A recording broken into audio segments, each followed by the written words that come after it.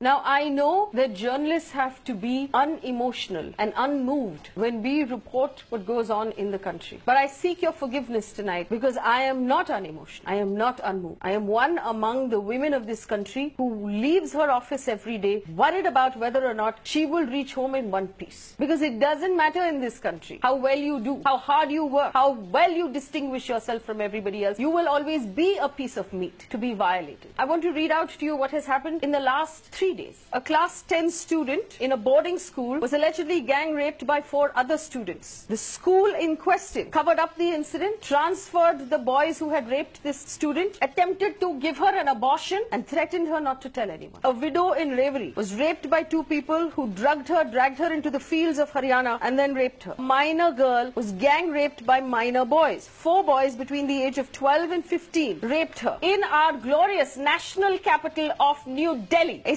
7-year-old child was picked up by a neighbor. She was raped and a water pipe was inserted into her private parts. She was found bleeding on the street when a relative spotted her and brought her back home. She is now in intensive care. Her mother is a single parent who cannot afford her treatment. And let's not forget the young lady who was raped in Haryana, drugged, picked up and raped because she had done so well in her studies that nobody could bear to see it. Where is the outrage? Where are the leaders of our country? Where are the leaders of our states? Where are those people who show up during elections to ask us for votes? We are 1/2 of this country. We are 1/2 of the votes. We are citizens. We are not as important, obviously, right now as all of the other things that the government is focused on. When was the last time someone in government came out and talked about the problems we're facing, acknowledged that they are failing us, talked about how they're going to change anything? Look at the data. The Nirbhaya fund is not being used. The fast track courts are not being improved. We are not actually getting cops who will help us out. The cops are actually chasing after VIPs instead of providing us with basic security. We are not important. And this is not a question of politics. I don't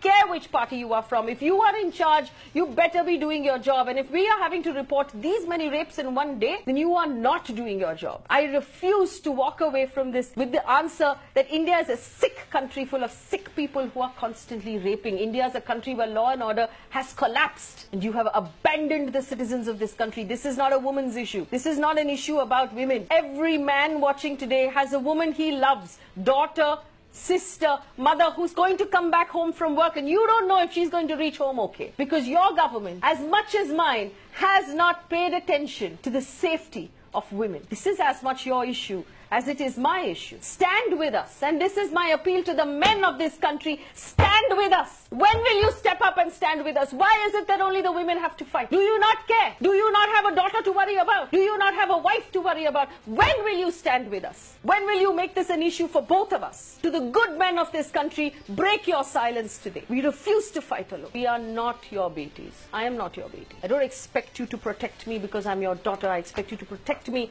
and give me security because I am a tax-paying citizen of this country as equal as any other man. And that is what the Constitution gives me, equality and a right to life. You have no right to take that away from me with your lousy police, your lousy law and order system, and politicians who don't care. We will take back this country because it is ours.